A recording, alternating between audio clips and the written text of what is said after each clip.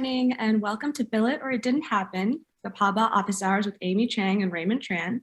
I'm Prathyusha Chenji, and I'm a federal law clerk in the Western District Court of Texas. And I'm Kayoko Fong. I am a second-year law student at Emory University School of Law and an incoming summer associate at Gibson Dunn. Today, we are so excited to welcome our two panelists, Amy Cheng and Raymond Tran. Amy Cheng is a graduate of Emory University School of Law, and she works as a business litigation associate at Nelson Mullins. She is part of Leadership Atlanta, and she serves as a board member of several nonprofits, including Georgia Lawyer for the Arts and Georgia Coalition Against Domestic Violence. Raymond Tran is also a graduate of Emory University School of Law and works as a real estate associate at Seyfarth. Outside of work, Raymond is involved in the Georgia Justice Project and Pro Bono Partnership of Atlanta. Last year, Raymond served as the secretary of GAPABA and is now a sitting board member of the GAPABA Law Foundation. We're super thrilled to have our panelists here with us. Personally, Amy and Raymond have been great mentors to me in the last few years through law school and now as I begin my career. So I'm very, very excited for them to be able to share their insight with all of you. And I should also say that one thing that both Amy and Raymond share, I think, is that they always look out for mentees and the pipeline and rising attorneys.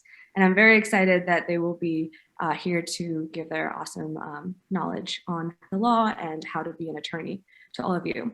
So without further ado, we just wanted to tell you about how the program's going to be run. First, we're going to go into a trial round and we'll ask a few fun questions for us to get to know Amy and Raymond. But throughout the program, you're welcome to drop your questions in the chat box or use the Q&A feature to ask your questions anonymously. And we'll try to get to them during the program or leave time for Q&A at the end. Some of you did submit your questions online early, so we'll definitely incorporate them into the program as well. And overall, if you have anything to sort of say or you want to keep this interactive, we encourage you to drop everything, all of your comments in the chat box, and we'd love to get to them. Apart from that, if you can't make it, we're glad you're here with your morning coffee, but if you're not, we'll definitely have a YouTube recording available of this program soon. And so be on the lookout for that and share it with your friends.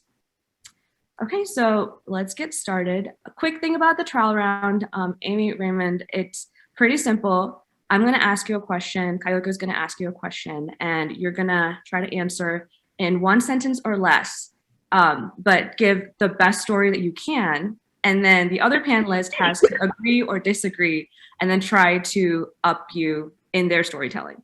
So for example, I'm gonna ask you, what was your biggest fail as an associate? Amy, go. Not being thorough in diligence. Raymond? I don't fail. No, I think I say that half as a joke. I do have the mentality that, I think failure is a state of being.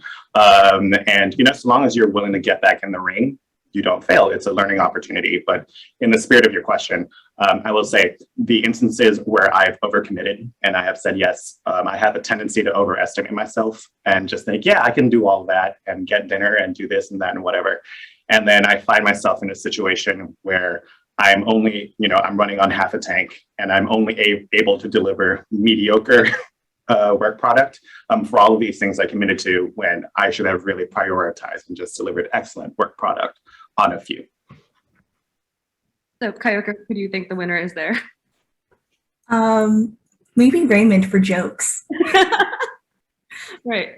Raymond is always gonna get the win for the jokes. He's the funnier of the two of us. If we're lost siblings, he's the funniest sibling. Well, I mean, I don't want to be partial, but I think there was a clear winner there. No. I'll just let Kayoko ask the next question. Sure. Raymond, was there ever a moment when you thought, wow, I can't believe I'm here while you're at your firm? Truthfully, there wasn't. I did have a lot of finally, finally, this is going. But in the spirit of the question, I will say, oftentimes when I learn more about the colleagues that I'm working with, particularly the more senior attorneys, and just learning about really their journeys, I find myself thinking, wow, I can't believe I have the opportunity to be like learning from you and to be like that you are the one coaching me. Great. Amy, do you have, what's your response? So I would say I partially agree with Raymond. I think, and then to answer your question, I think I've had those moments, I'll call them self-doubt, right? Especially when I look around and I am sort of one of maybe 2 Asian litigators and the only Asian associate in my law firm. And it's kind of like, wow, how did I get here? But then to Raymond's point too, I would say I've started to retrain my thought process, which is I deserve to be here, right? I got here on my merits and through the work products that I put out. And so it's about shifting the mindset for me to say, I deserve to be here every bit as much as all the others. And so I've now been like, well, yeah, I am here. And yes, I deserve to be here. So what are you going to do about it? And yes, I am awesome. So like, I partially agree with Raymond. And then in the partial agreeing, I also have now shifted my own train of thought. That's a great point, Amy. Thank you for sharing. Prathyusha, do you want to pick a winner for this round? I think Amy won that round, I'll be honest. I think I'm awesome. The awesome comment was what got to me, so. Okay, and then your last question. It's not the head bobbing. That's part of it. I think it's like a whole package, right? But my last question, it's a 2-part question, right? The first part is a quirky habit you developed in law school that you can't get rid of, and did you ever go to office hours? Who's going first? Oh, Raymond, you go. Okay. I did go to office hours. I enjoyed some more than others. So the ones I kept going to. And some of the best advice that I received were from office hours, and it had nothing to do with what we were discussing in class or the subject matter. And I'll go ahead and shout them out. You know, Professor Nicole Morris, I've enjoyed office hours with, and Professor George Georgiev. We're both there. So if you're at Emory and you have a chance to like go to their office hours, yeah, go to their office hours. They're great. And then quirky habit. I don't know if it's quirky, but I now like live and die by a calendar. And some of the law students that might be listening, if you've ever reached out for coffee or anything like that, I'll say like, oh, you know, send me a calendar invite. Otherwise, I'm not going to really take the initiative to follow up. So everything I've been doing has been by the calendar, even like wake up at this time, go to bed at this time. So that's something that's happened to me. And I think you've trained me to do that too. I'm unfortunately following in those footsteps, but Amy, your thoughts? Yeah, I mean, really not much more to add. Raymond's comments are sort of spot on for me. I too kind of live and die by a calendar. And I think to everyone who's listening, especially if you're in that, you know, younger law school, thinking about, you know, the next step of, you know, being a first-year associate at a law firm or clerking or what have you, or you're a first, second year and you're transitioning to that mid-level, I think you'll see that the successful attorneys all sort of live and die by their own version of a calendar, right? I mean, no one is organized and keeps all their thoughts in their head. So it's all written down organizationally somewhere. And the more successful you are, the more you have to have your own process and procedure. And so if that's writing it down in addition to iCalendaring or e-calendaring to help cement that, then absolutely do it. Everyone's a little different, but I 1,000% agree. With respect to office hours, I would say I did not go probably as much as I should have. And the few times I went, I always was happy that I went because I got to develop relationships with professors.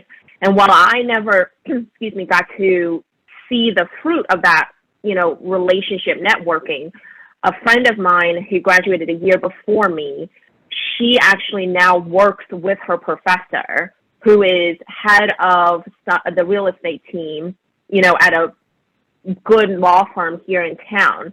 And she got that interview because she built that relationship with her professor. So especially for those visiting professors, And, you know, again, Raymond and I offer our perspectives from Emory, but I know that there are others in GAPABA who are not at Emory, at UGA, Georgia State, what have you. And building those relationships, I would say, with the visiting professors can be so crucial and helpful to your future career, just because they then also are generally partners at law firms, or have connections to judges if you're looking to clerk, or if you want to do corporate, know the corporate, you know, counterparts at their law firm, and can help facilitate an introduction. So I would say, if nothing else, go to build the relationships with those people. That's great. I'm a bad egg. I never went to office hours, so I'm just gonna back out now. And Kayoko, you take it away. What do you think the winner is? I can definitely agree with Raymond that if you have the opportunity to spend office hours with Professor Morris, you should live in her office. She is wonderful. Well, with that said, Raymond and Amy, thank you so much for allowing us and the audience today to join you first thing early this morning for office hours. We'd like to get right into life as an associate, starting with Raymond. What is the best explanation you can offer to help us understand what billable hours are? So I would pass on an explanation that was passed down to me, actually from Chris Chan, who's a partner at Eversheds. And the way he explained to me was, right, when you're billing your time, that is you justifying your paycheck, right? Like, tell me what it is that you're doing and why I'm paying you. So when it's billable work that goes to a client, you need to explain to the client what it is that you're doing, what's the legal work, right? If it's, you know, at my firm, we call it creditable hours, or just basically hours that are not billable to a client. That's you explaining to the law firm, hey, here's what I'm doing that's of value to the firm. It's how I'm building my practice. This is me building, you know, building upon a new contact that I have. It's me training myself, getting feedback, serving or volunteering on a committee. So I've always viewed it as, this is me explaining the value that I've contributed either to a project, and here's why I've earned my paycheck. Client, here's why you should pay me or pay us for our services. Or law firm, here's what I've done. So even though I was not billing work that's going out to a client, here's what I'm doing to make myself an asset to the team and to the firm. Thank you. That's very helpful. And Amy, is there anything you'd like to add on to just what goes into the art of billing? How do you bill? How much should you bill? And just physically, how do you account for your time? Yeah, you know, when Raymond was saying all of those things, the one thing that came to my mind, because I know we have some younger associates, right? And I remember when I was a younger associate, things just always took me longer. I think partners love to say, oh, this research project should take you like 30 minutes or an hour, or maybe you guys have even professors who say that, or, oh, there's that case from like 1920 that held that holding, and that's really what we needed to say. And I'm knee deep in 4 hours later, and I'm like, this 1920s case doesn't really exist, but here's some more recent decisions, or in 30 minutes, I'm just starting to understand the issue, right? So to build upon Raymond's response, I would say your value to the firm is to bill all of that time. Don't self-sabotage and say, hey, you know, I know Amy, the mid-level senior associate, told me I should only spend 30 minutes on this, and I've spent 2 hours. So even though I've spent 2 hours, I'm only going to bill in the system, you know, the ticker 0.5. Don't self-reduce, okay? So, and I've seen that with associates in my own firm. I've even seen that, honestly, with senior associates, because it just takes time to think. What we do is not easy, and if anybody tells you differently, then you should tell them to talk to us. But it is not easy what we do, and it does take time to think it through to be able to spit out the excellent project, you know, or product that Raymond, you know, talked about at the beginning of this conversation. So that's number one. Number two, people have different styles, in my opinion, of how they account for their time. For example, I have a ticker that I literally start, okay, when I'm about to start a research project. And when I say start a research project, I mean Raymond has emailed me and said, hey, Amy, do you have five minutes to catch up on this research project? That's valuable time, okay, because you're getting the download, what I call download, from Raymond my partner to get the research project, right? So I would start the ticker there. 5 minutes, it's never 5 minutes. I've never had any conversation with any partner or associate that's just been 5 minutes and able to tell me what I need to do. Then once you start researching, you get stopped, as we often do, because, Kayoko is like, hey, Amy, I need you to jump on this call with me, right? So you stop the ticker and then you start the ticker for another. That's how I do it, because to me, that's probably the most accurate way to account for my time. When I know other associates' preference is to say, hey, I spoke to Raymond and then I started this research project and it took me, I think 2.5 hours. I think the danger in doing that is you actually lose the actual amount of billable time that you're accounting for. You think it's 2 hours, but maybe it was actually 2.5. You think it's 2.5, but really it was 2.8. And you may say, oh, but Amy, 0.3, 0.2, 0.1, that's really not a whole lot. I can forego that. But imagine if you went that for every single project, for every single conversation, right? That 0.3 quickly in one day becomes a 1 hour billable. Now extrapolate that to the rest of the year. That there's 52 weeks at least, and let's all be real, we all work weekends. So that's now, however many days of billable hours that you're letting go potentially. So that's why my preference, and again, it's just a recommendation, is to just do the start stop. And to me, it's just a more accurate way to account for your time. In terms of what to write, no one ever talked to me about that. And I sort of had to learn the hard way. And I'm hoping that the participants here will learn from Raymond and my sort of heartaches, and I call them banging on the head against the wall, so that y'all can do better. And to the extent that, you all want to have offline personal conversations, I think Raymond and I would both be happy to do so, because a lot of this is very nuanced.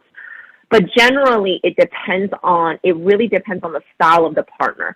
Some partners want it very detailed, because to Raymond's point, you have to really justify to the client why you spent 5 or 6 hours researching that particular issue, right?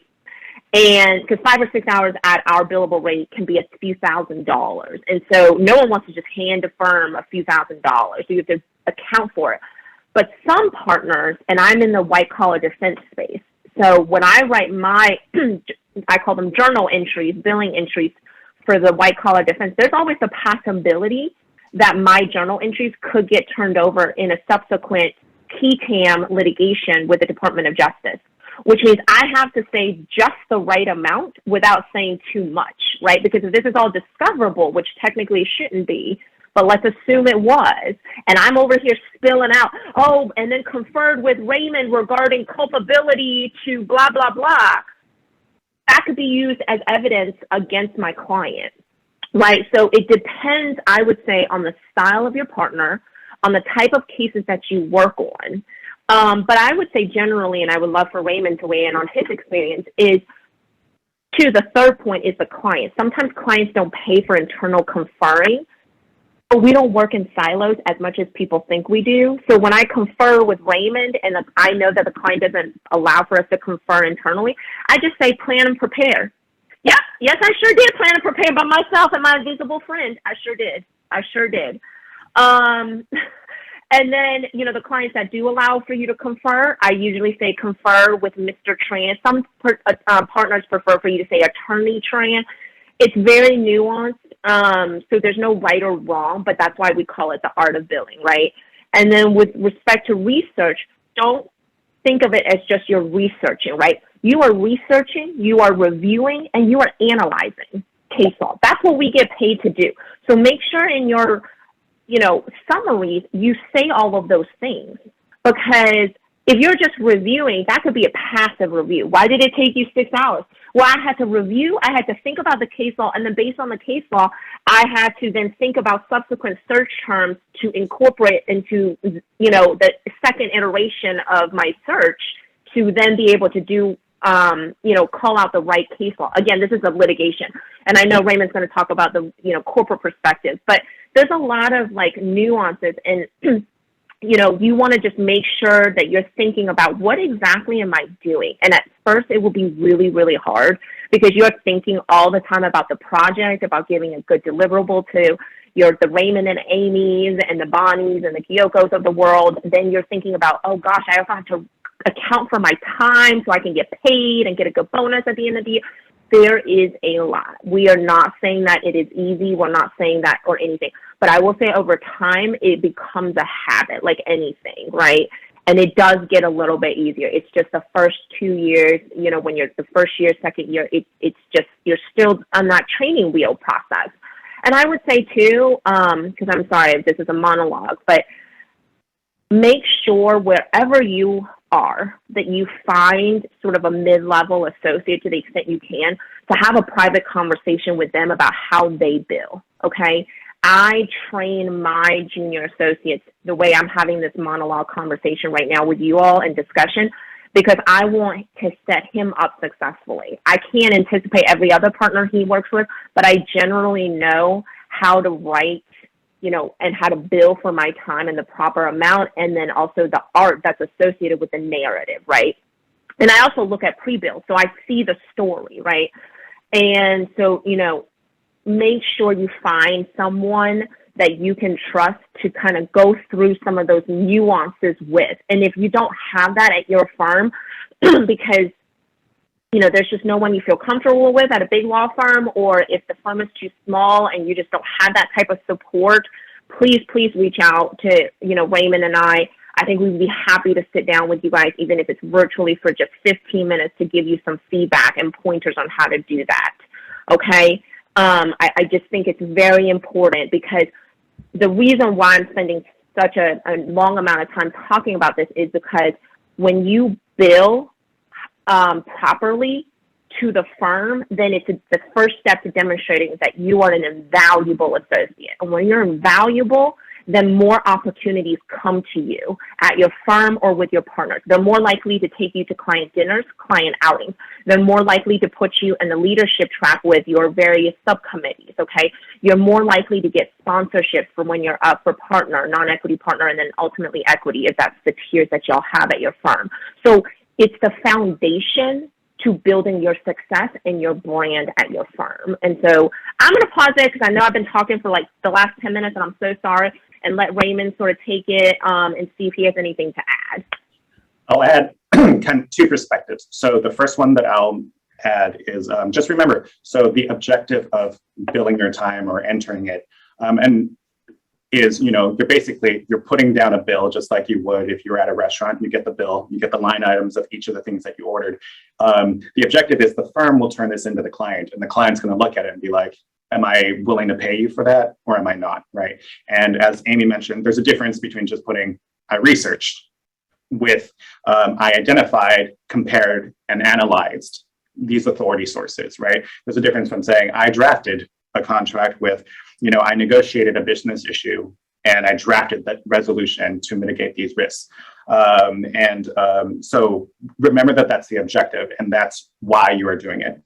And for those of you that are going to be entering settings where, there's no billable hour requirement, or, it's not as obvious, right? Whether that's because you're in a smaller firm or if you're entering government or even clerking, what I would say is, right, it's not as obvious, but at the end of the day, regardless of what team you're on, if you are a legal counselor, we want to know what is it that you have done, right? Your client wants to know. In some way, shape, or form, Amy mentioned, it's sort of like her journal. You need to be able to explain, here's the value that I contributed, right? You're not just saying, I showed up and I helped you, right? Didn't I get you through that case? You need to explain, no, I counseled you. This is where I negotiated with the other side. Here's what I did. Then you have to be able to demonstrate that value. And so for most of us that are on this call, you either already have or you will be preparing for interviews. And when you're being interviewed and we ask you, tell me about your 1L summer experience, what did you do? And if you said, I drafted some motions, right? That's a very, very different narrative of what you have done and the value that you've actually provided than, going through in greater detail. So again, think of the objective of what that is, right? You are justifying your time, and then really just be clear and disciplined about how you do that. Because as Amy mentioned, that's the building block of what you have to do. That is you advocating for yourself in the role of as a legal advocate, right? So yeah, and I'll emphasize one of the things that Amy mentioned also, which is it's an art. So there's no one way of doing it. And then a painter will teach painting a certain way. A sculptor will teach sculpting a different way. So when you're, in whatever practice setting you're in, find the people that are in charge of, submitting these bills and ask them, hey, how do you want it? What can I do to improve it? And that's a very good starting point. Yeah. Yeah. And I will say too, to Raymond's, but I still get edited, and my partners still talk to me about how they prefer. Okay. And so an example I'll give is I have one partner who prefers, if it's internally attorneys, then it's A.Chung. Okay. And if it's a client, then it's Mr. Tran. That's one partner. Another partner is Mr. Tran and Miss Chung for everything. Okay. And then a third partner is Attorney Tran and Attorney Chung. But then if it's like staff or client, then it's Miss Yoon or, Miss Chung or Mr. Tran. That's just 3 partners to give y'all a flavor.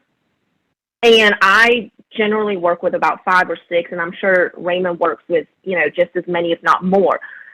To keep up with everyone's preferences and customer service needs is a full-time job or a part-time job at the very least.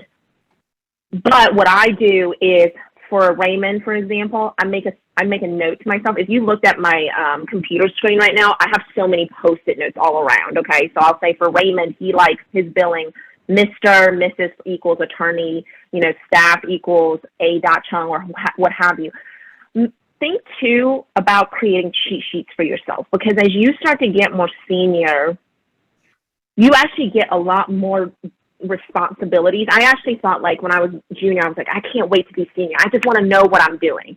I know a little bit more than I knew before, but now I have different levels of stresses, because now I am in charge of managing the staff and junior associates and the project, and also working with a partner to come up with strategy on how to defend a case, okay?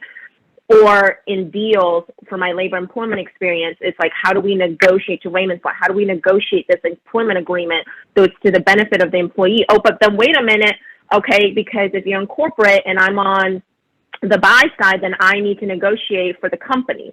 And so you actually, as you progress, I hate to say it, it doesn't necessarily get easier. Your knowledge skills increases, but it doesn't get easier. So having like a good process procedure for you, I think, is critical. And so that's why I think, I know somebody just wrote, what, not easier? I know, it's kind of crazy. It's like the emoji that's like, ah. Yes, I know, I'm coming to that realization myself. But I just think that, listen, you guys, everyone on this chat, everyone here, everyone in GAPABA is extremely, extremely talented, bright, smart. Make sure you always know that at the back of your head, no matter what anyone tells you. What we're trying to do, and Raymond, let me know what you think, but what we're trying to do is enhance what you already have and bring that to the forefront earlier so that you can be a better version of Amy and Raymond sooner and faster, so that y'all can rise to the top of your law firm's, judicial branches, wherever you want to go, and be the best versions of yourself. And this is one step in helping that. We're like a couple of minutes in and you guys are like dropping knowledge. I feel like we could just end the webinar here and no, but there's so much more to do. And I appreciate you both for taking the time to really make everyone on this webinar kind of artisans in the art of billing. It's incredible how much detail goes into it, and all of the background sort of nuances that can in some way elevate your career or hurt it. As Amy mentioned and Raymond also touched on. So thank you all so much. And I'm going to shift a little bit. And I know this is going to come up again later, but I just wanted to start the transition process with this question. And I'll pose it to Raymond, which is,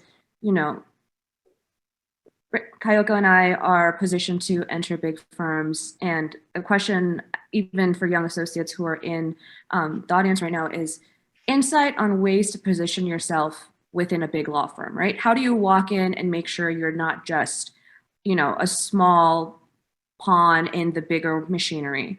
And this could begin as, you talking about distinguish yourself as sort of an exceptional practitioner on your team, which I know that you've sort of, really, really ingrained in me over and over again. But more broadly, we want to hear sort of how do you set yourself apart from associates, or is that even the goal? Is the goal to set yourself apart in the bigger firm operations? Right. So I don't know. And if I had the answer, I'd write a book, be making money. But I think the what I tell people, and this is like my attitude with myself, right? I took the bar, right, exam, and that was like a couple months from starting my position. And I spoke to someone literally 1 year senior above me in the position that I was in. So she graduated from Emory Law, was in the real estate team at Seyfarth. I just graduated from Emory Law. I'm about to kind of enter in that track. And I called her and I kind of asked this too, like, what do I do when I start? Because I just don't want to start and not know anything. And she said something that really just kind of set me free. And she says, "Oh, Ray, we all already know you don't know anything," right? And which was just like, oh, good. Great, right? So I'll start there, right? I don't care what the law school tells you. You can pass that bar exam. Listen, you've met some of your classmates. That does not mean anything, right? We're not doing heart surgery. This is not, rocket science, right? So that's a minimum, right? That gets you into the lobby. That doesn't necessarily mean you're going to do great. What I would say is focus on being a great attorney first, particularly in those foundational years, right? What is a great attorney? An attorney is a legal counselor, right? That's the service position. So you have to be very good at providing the service of legal counsel. That requires some reading, researching, writing, right? Good communication, analysis, right? And the best way for you to learn is to learn from these experienced people that are around you. So I've always said, I did not focus on becoming a great real estate attorney, a this kind of attorney, a that attorney, an Asian attorney, or whatever, right? I just took the position. I just need to be a great attorney, period, and learn from people around me that are great attorneys. And there are some strengths and skills that will resonate with me a little bit easier. Those will click easier, and I will spot those easier. I'm going to build on those easier. And then I have to really take it upon myself to seek feedback on the areas that I need to grow, and to be very intentional about identifying those to grow those. I think particularly when you just start or when you're summering, you can pigeonhole yourself all you want, right? So I've done when I've done interviews with law students and they're interviewing with me, so they're interviewing for a real estate position. You can try to talk to me like you've been doing real estate law your entire life. And I'm like, you're in law school. You're not even a lawyer. You don't know what you're talking about, period. Right? Like you have no license to do that. So you can try to act like you've been doing this for 50 years and that you know everything about this area. And you're going to look like a fraud because that's what it is. You haven't been practicing as a real estate lawyer for 50 years during an OCI interview. Or you could come to me as you are and show me that you have what it takes to be a great attorney. And that's the path that you're on. So I think that initial mindset of just being a really, really good service provider is the most important mindset to take, and then to make sure that you are coachable. And then once you kind of soak in the information and the foundations that you need, you will notice what those natural strengths are, and then you could double down on those and really set yourself apart. Amy? So I would agree with Raymond. I absolutely think that becoming or learning as much as you can in those formative years, even I think in our years, right? It's still incredibly important. Y'all, the younger attorneys or the law school students may look at Raymond and me and say, gosh, I just want to be like y'all. I remember those days. And now I look at the partners who've been practicing 15, 20 years, and I'm just like, I just want to be half as good as y'all. I don't even want to be as good, just half. Half would be great for me. And you guys will all get there. But you won't get there if you don't put in the time and the effort, right? And I would say those going to kind of law firms, will give you that structure, right? Clerkships will give you that structure of honing your research, your diligence skills, just because you have to work so many hours, and with hours means you'll see most likely a repeat of the same issues, same type of matters, et cetera, and that's how you build your expertise. And I will say too, especially because really these are geared at GAPABA members, we have to remember that at the end of the day, I think we are judged differently and sometimes more harshly because we are Asian. For stereotype reasons, for systemic, just all sorts of issues. I personally think that for Asian attorneys, it can be harder because I think our work product gets judged more harshly.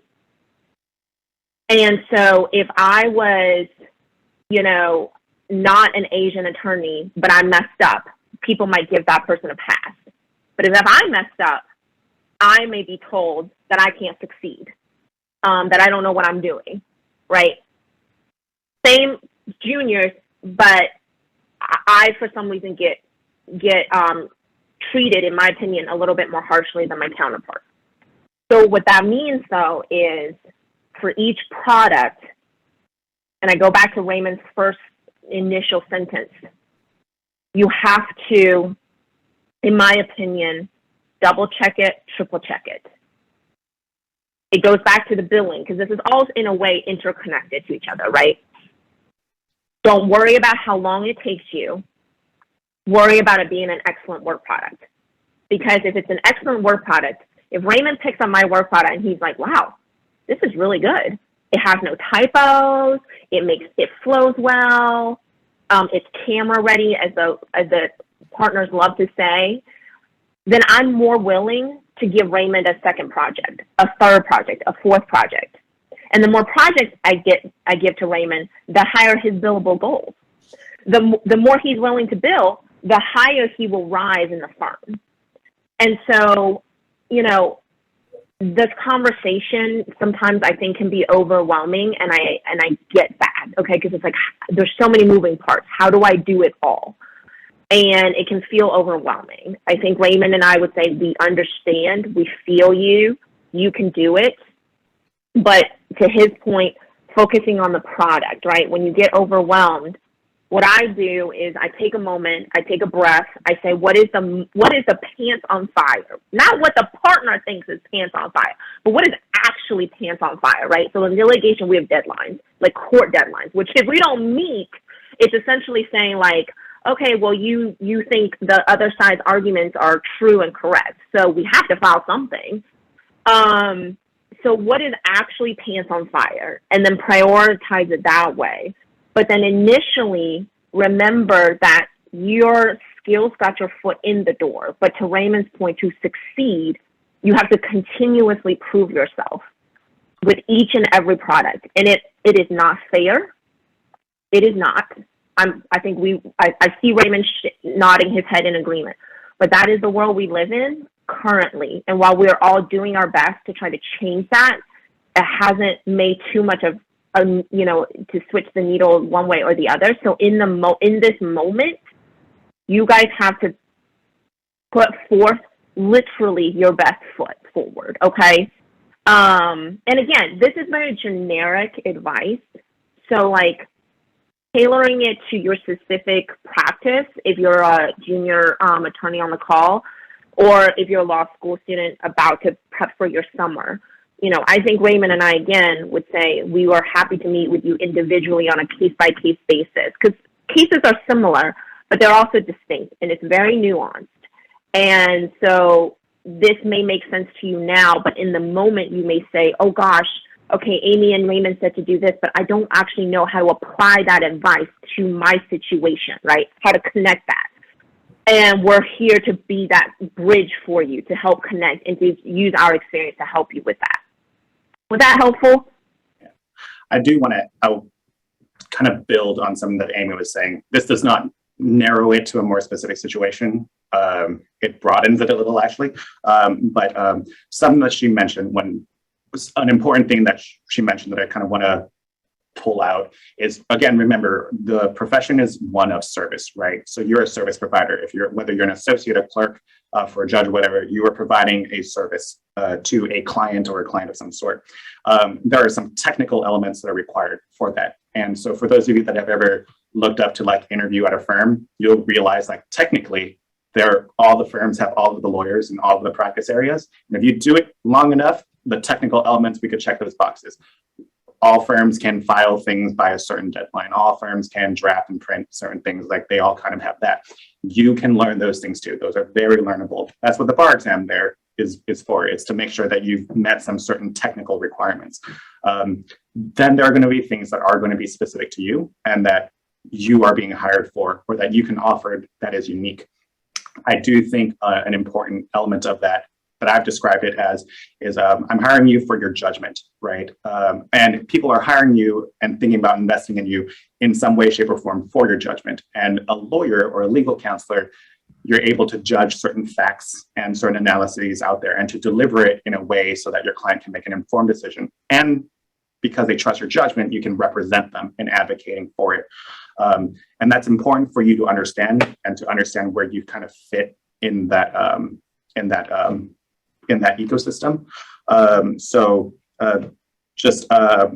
I think certainly I'm thinking like right when I came out of law school and when I'm speaking with other law students, a way to set yourself up so that you can kind of be that person where people trust your judgment. An example I give is what's that very famous investor person, Berkshire Hathaway, looks like the old man from Up, that guy. Whatever, he's there. Warren Buffett. Oh my gosh. Anyway, so if you think about Warren Buffett, if he lost all of his money today, if Warren Buffett lost all of his money today and tomorrow he's like, hey, does anyone want to give me some money to invest? Lots of people are going to give him money to invest in because they trust his judgment. He has the same technical abilities as everyone out there. People can read spreadsheets, do math, do all of that stuff. We're trusting his judgment, right? We're looking towards you need to find your area where you can contribute great legal judgment in that way also. And the way you start, particularly when you're in the beginning, like fresh out of law school, you need to surround yourself with great attorneys, right? Who can give you the experiences necessary so that you grow in that way. So finding good people, right? That's what you have to find, right? If you're deciding between firms, when you're at your firm, when you're like, oh, this practice group isn't really what I thought it was, but there's something about that attorney or that senior associate that I like working with, that I can learn from. When you're kind of finding that, having those set of people around you that can kind of teach you that or to help give you the experiences so that you get there, that's invaluable. And to kind of just put that nail there, I'll say like with Amy is a great lawyer because of Amy, right? It's not like, it doesn't matter what firm she would be in. If she started her own firm, if she became a judge, whatever, right? It's like, oh, she went through those experiences. She has that skill herself. She was able to get that from her association with better mentors, more seasoned attorneys, but she was able to get there. And just know that for you, you are going to have to set yourself in that way. So it doesn't really matter what firm you join, you know, how nice your tables are, whether you have a secretary or not. Again, it kind of goes back, make sure you focus on being a great attorney and legal counselor at the foundation. And so long as that foundation is strong, you'll find yourself, I think, succeeding wherever it is that you are planted. Mm-hmm. Yeah, I think that's fair. Well, thank you both for your insights. You definitely stress the importance of producing excellent work product and continuously improving. Amy, you've been recognized on the Super Lawyers list and on the Best Lawyers in America Ones to Watch list. So what sorts of skills or accolades should an associate garner in their early years? So yes, first of all, thank you for that. You know, for me, I would not worry about the accolades because I think everything Raymond and I have said, if you produce good, excellent products, if you have a good reputation as being a fair attorney to your colleagues, right? If you develop that reputation, to me, these accolades will come. I think for me, the accolades came a little earlier because there are a lot of supporters, both within the AAPI community, but also in the Atlanta general community, who have seen the way that I litigate. So I'm a litigator for, I know, Vicky had kind of mentioned I'm a civil litigator, but I'm actually a litigator who doesn't really like to litigate all that much, because in my mind, which I know makes no sense, because in my mind, sometimes a lot of these cases just doesn't make business sense to litigate. It's not that I don't want the billable hours, it's that it doesn't make sense for the business to spend the time, resources devoted to a litigation project when they should be actually working with the Raymonds to see how they can buy more property or do this or do that and continue the growth of the business, right? And so I always come from a perspective with other lawyers of what's fair, what makes business sense for both parties. What happened with labor employment cases, as y'all can imagine, they tend to be very emotional. So I really try to step in the shoes of the employee, and this also is because I came from a plaintiff's firm. So I really try to understand the ticking point, if you will, for the employee, and then see how what the employer can do to make it right. And I think because of that, I don't take outlandish positions generally. And that's not to say I won't advocate, right, for the client. So that means if Raymond is on the other side and he takes an outlandish position, I have to defend it, absolutely, and I will, and I'm not going to just roll over. But I generally tend to be very fair and reasonable, and I think because of that, people realize that I'm a good attorney in that way, in addition to, hey, here's the case law that backs up my side and my client's defenses. And Raymond, I know you have to advocate for your client, but at the end of the day, we all know that if we went to trial, the chances of my client faring better than yours is, 75% to 25%. So I wouldn't worry so much about the accolades. I think, like we've sort of been stressing, and the theme of this conversation is, for you guys, it really is about focusing on the foundation. Once you focus on the foundation, people will realize that Kayoko is the star. And let's make sure we continue to support her and put her in more visible, roles. And so for me, what that means at my firm now is I get to lead and run a lot of my cases. The bigger cases I don't run and lead, but that's okay, right? And,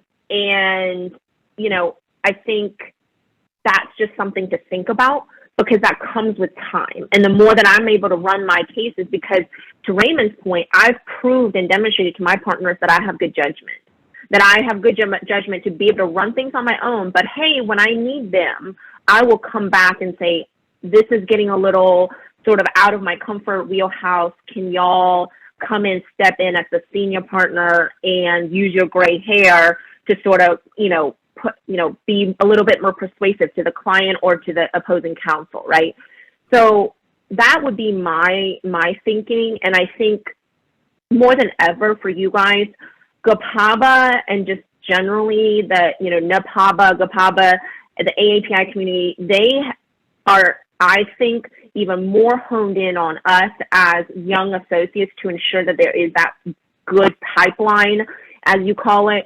And one way of doing that, right, is to continuously promote us in, accolades, awards, leadership.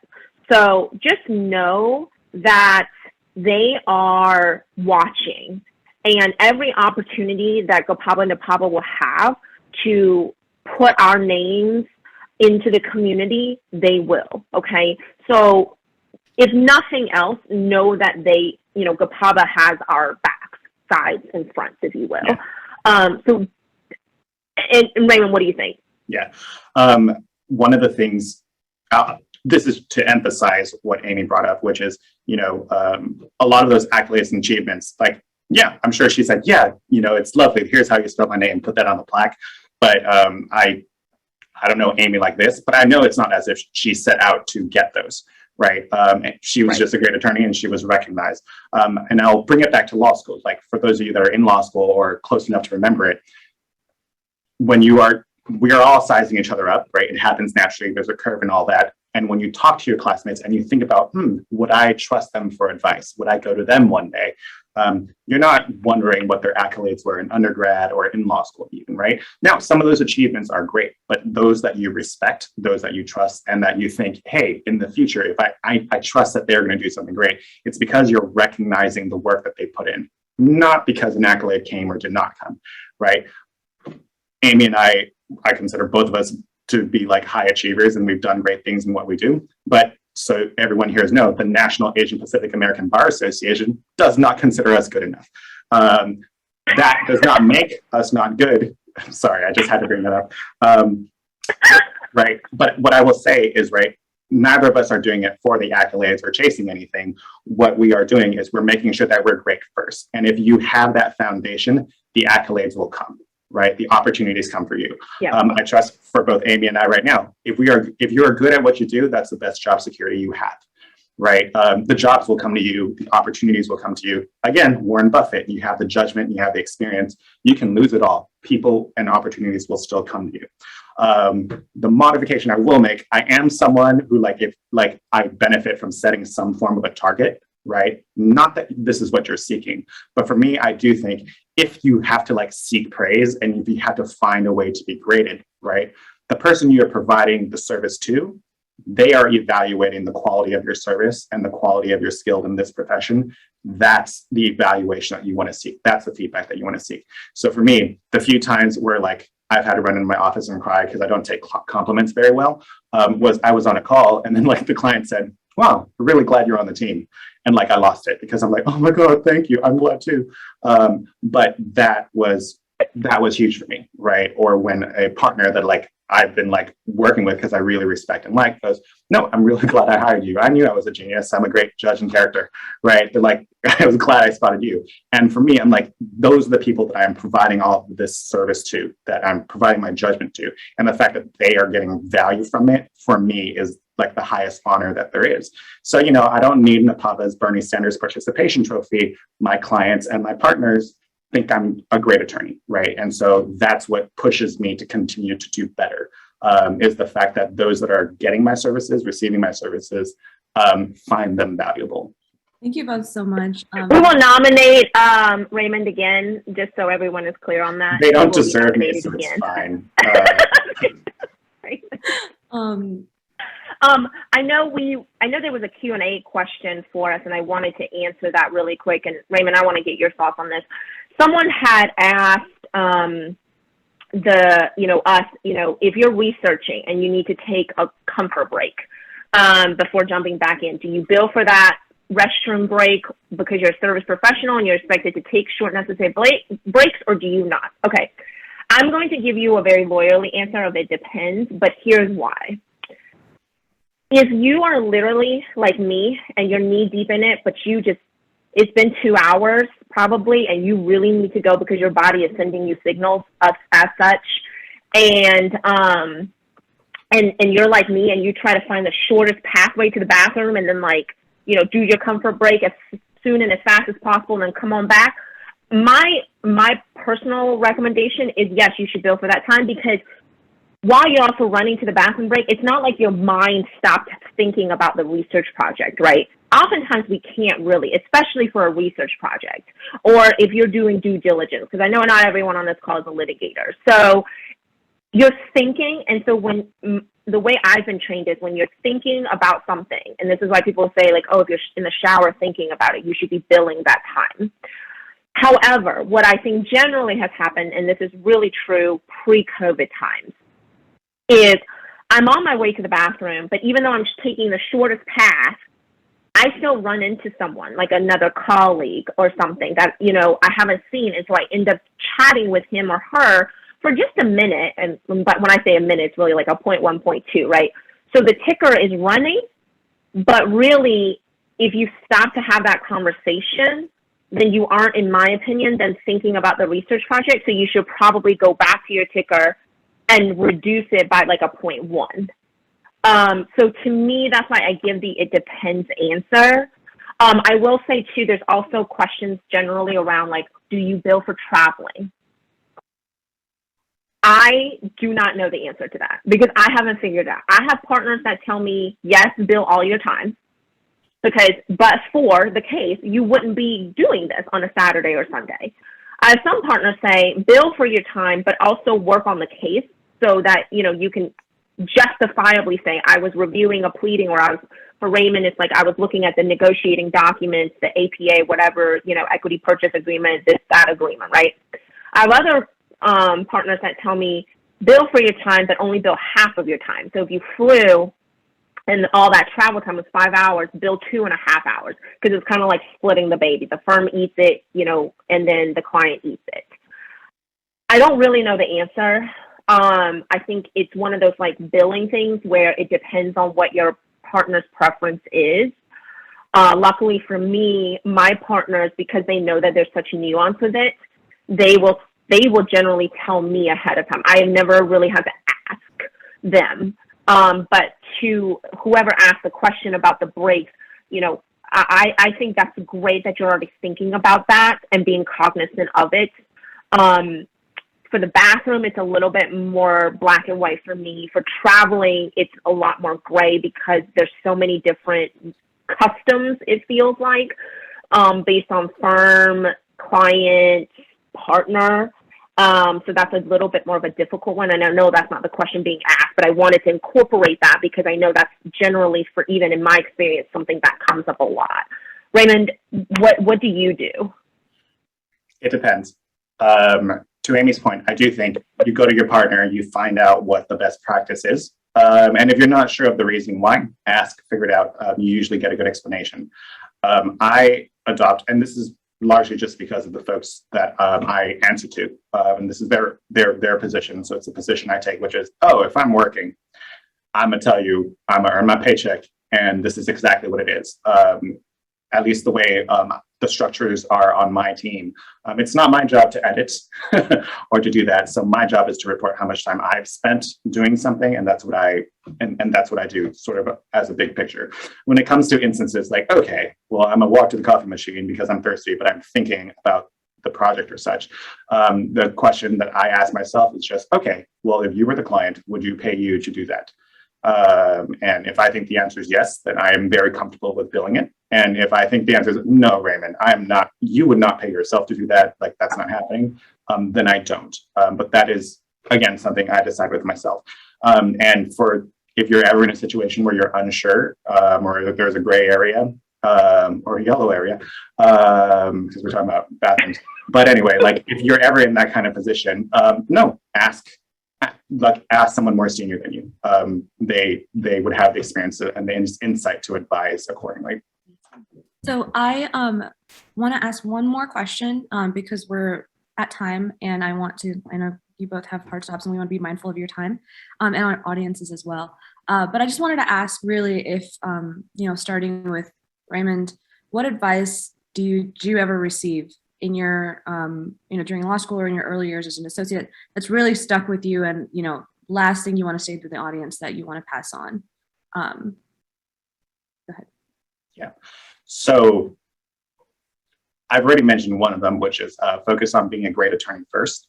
And I've kind of gone on about that already. So I'll offer the second.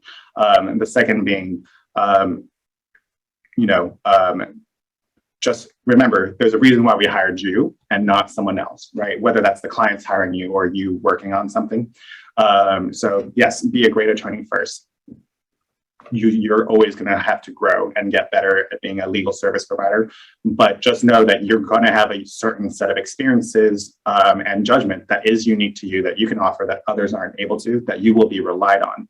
And so I encourage you, take the time to reflect, to know what that is, right? Know what comes naturally to you, that you're really good at seeing and spotting, and find where that is valuable, right? Know what's not your natural strengths, right? Some of the things that are not your strengths, it is worth, in my opinion, you investing time to build and to strengthen. And there's some others where the real answer is you're going to need someone on your team where that is their natural strength, because it doesn't matter how long you work on that, it's just not happening, right?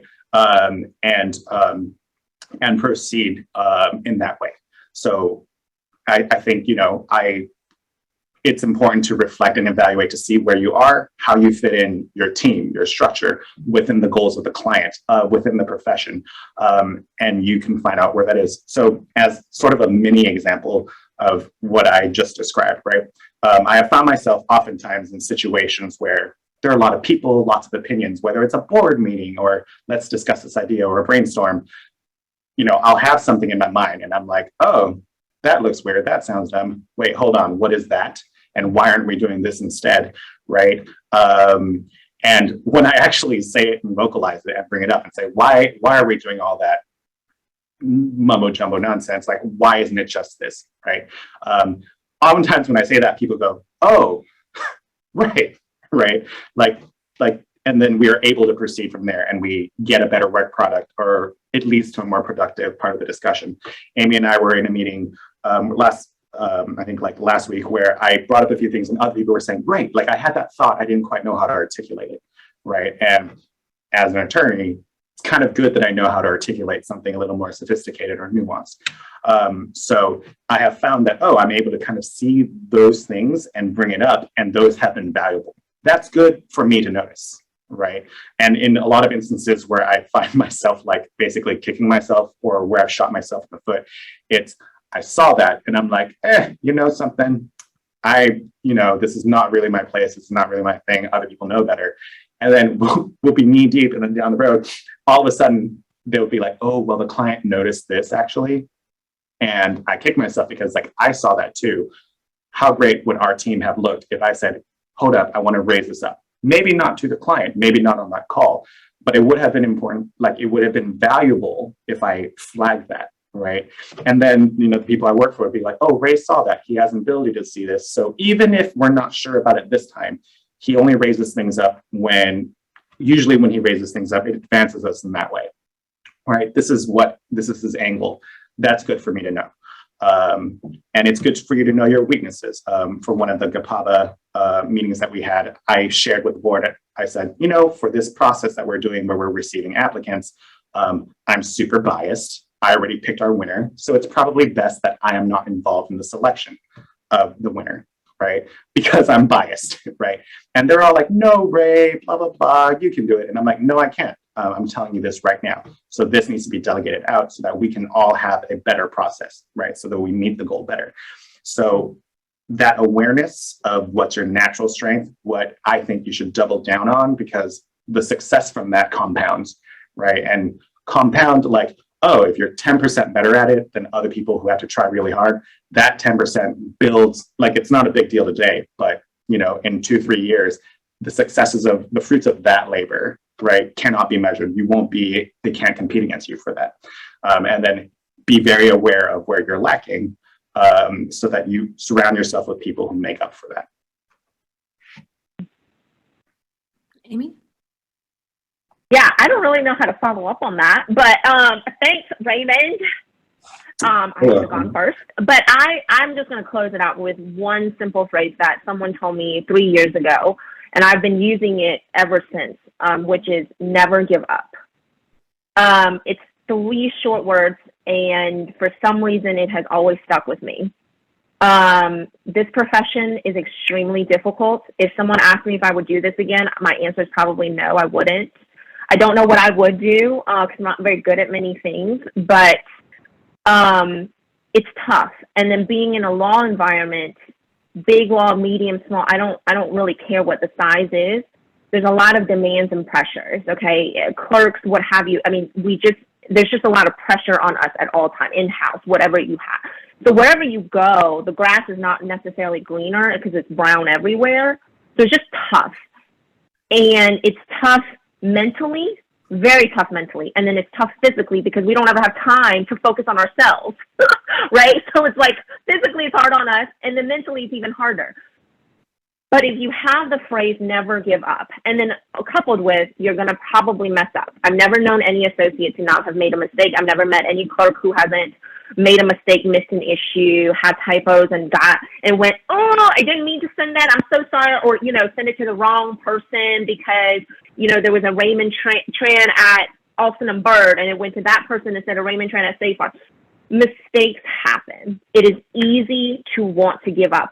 It is easy for people to tell us that we're not made to do this, meant to do this, and that we're not cut out to do this. It's easy for people to cut us down than to lift us up.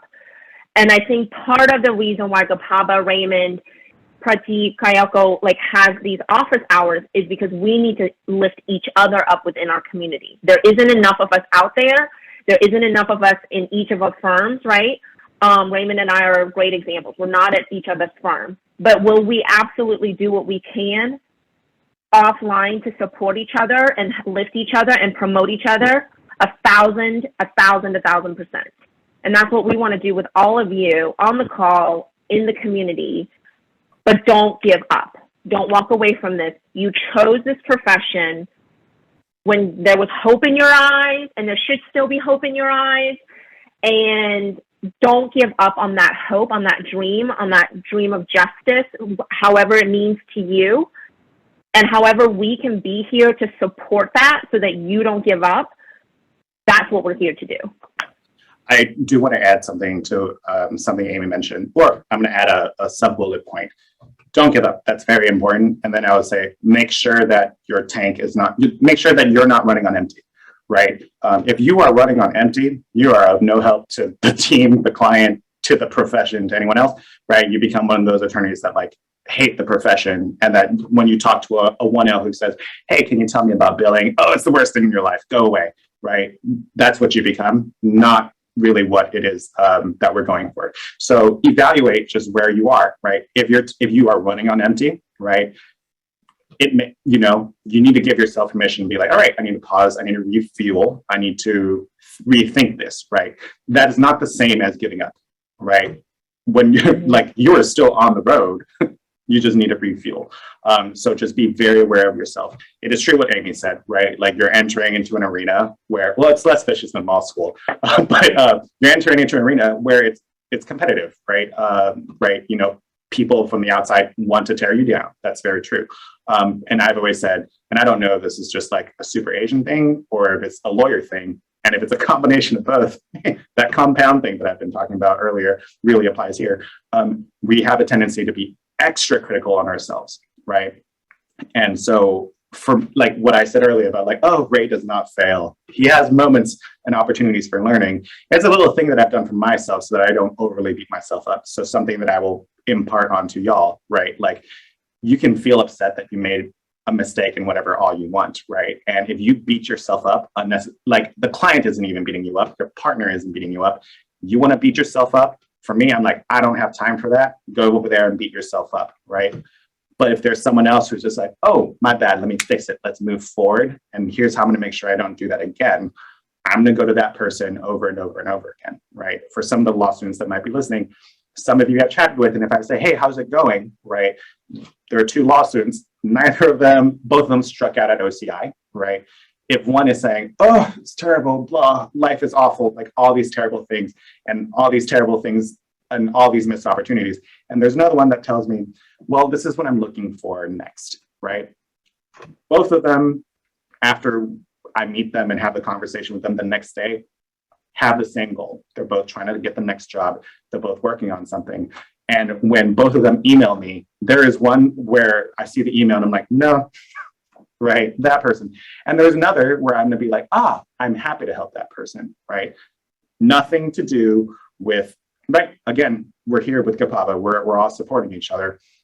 But there's a difference when you present yourself with your tank full, right?